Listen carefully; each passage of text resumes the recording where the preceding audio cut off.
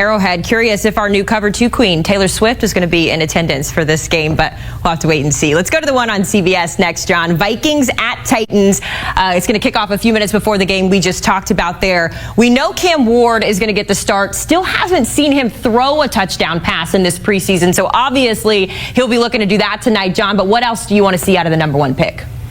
Well, it's just the way he runs the offense there. You look at what the Titans are trying to do. If Cam Ward is struggling, that offense is just not going to be good. And you look at what the Titans have done during the preseason, that first game against the Buccaneers, Cam Ward didn't look bad, 5 of 8 for 67 yards.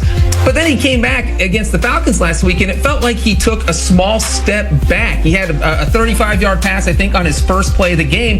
But after that, he closed out the game by completing just 1 of 6 passes for 7 yards. So you want to see a little bit more of that from your number 1 overall pick. And then when you consider that he's been on the field for 5 possessions this preseason, he's only led 1 scoring drive. He's only thrown 1 touchdown pass. So I think if you are Titans coach Brian Callahan, what you want to see is Cam Ward put together a whole entire drive, put some points on the board, whether it's field goals, touchdowns, anything. You just want to help this offense build some confidence heading into week 1 of the regular season. Our Charles Davis going to be on the call for that one. He sat down with Cam Ward, had a great conversation as well. That one getting underway at 8 Eastern. Let's talk Eagles at Jets. It's going to give us a chance to get our first look of John Mechie III in Philly. Of course, he joined the Birds earlier this week via trade. How do you see him fitting into this wide receiver room, John?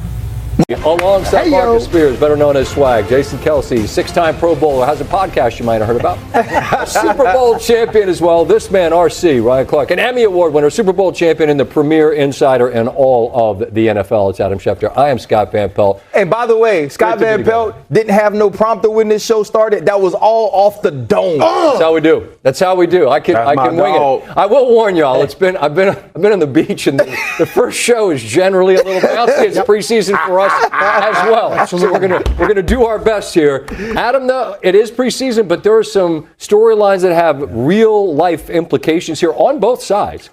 We start with Cincinnati and Trey Hendrickson. We've got the Holden Bowl tonight with Trey Hendrickson holding it in Cincinnati, essentially not practicing all summer. And look, the Bengals and Trey Hendrickson agree on the length of a deal. They agree on what the average of the deal should be. The problem is they're nowhere close to an agreement on the guaranteed money in the deal. And that is holding up everything. Trey Hendrickson made the trip to Washington with the team, but he still has not practiced with the team. And he himself has said over and over that he's not going to play this season on his existing contract. The Bengals owner, Mike Brown, has said he doesn't expect Trey Hendrickson to play this season on his existing contract. So if they're not close to a new contract, and the season's getting started here in just under 3 weeks, what's going to happen?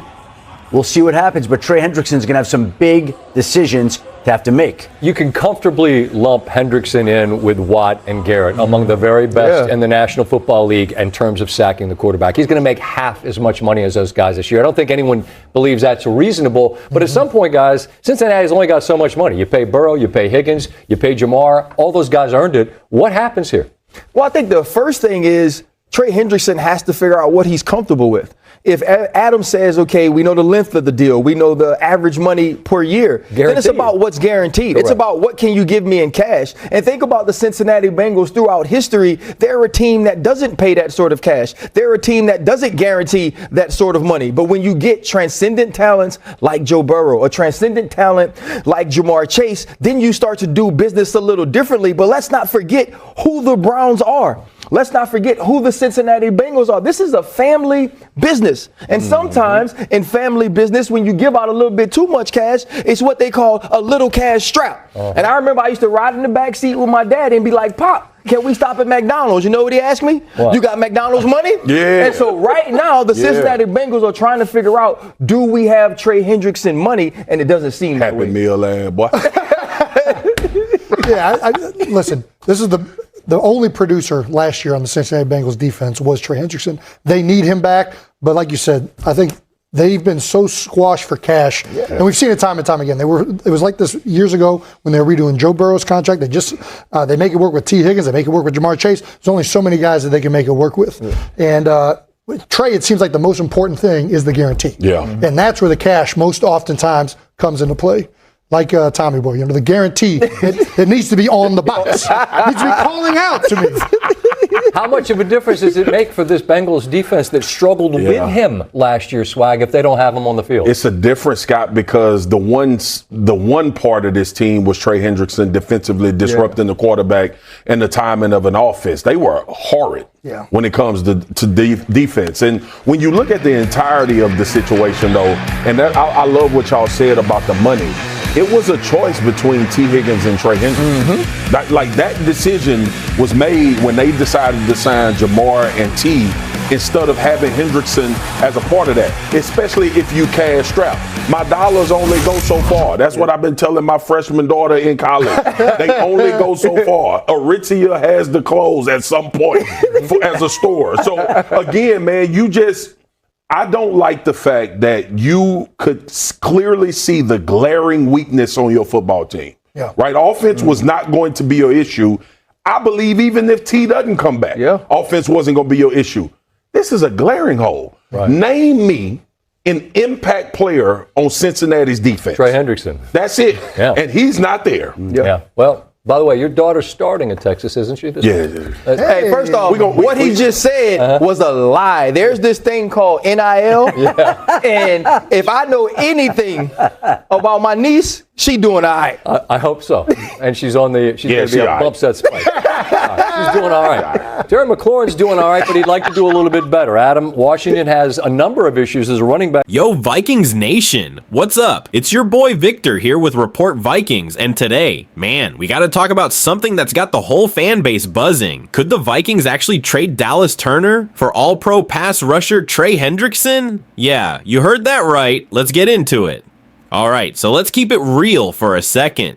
When we traded up in the first round of the 2024 draft to grab Dallas Turner, I was hype. A freak athlete out of Bama?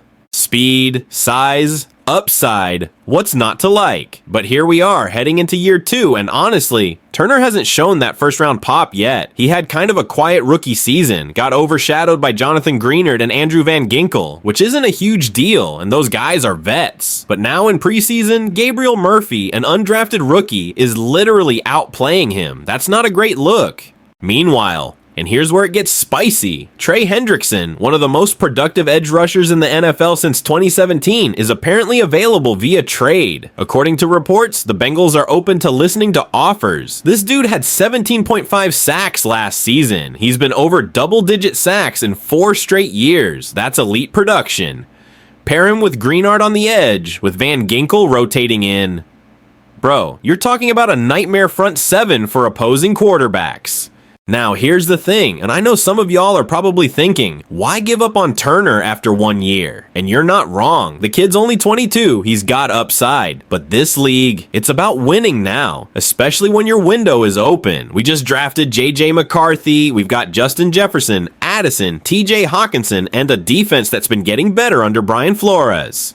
If you're trying to go all in for 2025, this is how you make a statement. But let's be clear, it wouldn't just be Turner in the deal. You'd probably need to include a day 2 pick, maybe a 3rd or conditional 2nd depending on salary cap moves.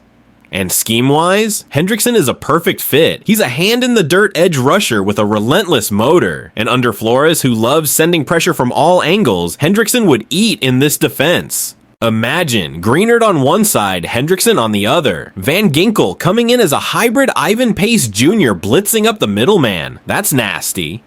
Listen, I'm not saying we have to trade Turner, but if we're serious about contending in 2025, we at least need to explore it, because you don't get too many chances to land an all-pro edge rusher in his prime, especially one who fits your scheme, brings leadership, and flat-out produces. Turner might develop in a year or 2, but Hendrickson is already that dude. So the question is, do you want potential or production? But alright, Skull Nation, I'm turning it over to y'all. Would you trade Dallas Turner for Trey Hendrickson? Is it worth giving up on potential to win now, or should we be more patient with our young guys?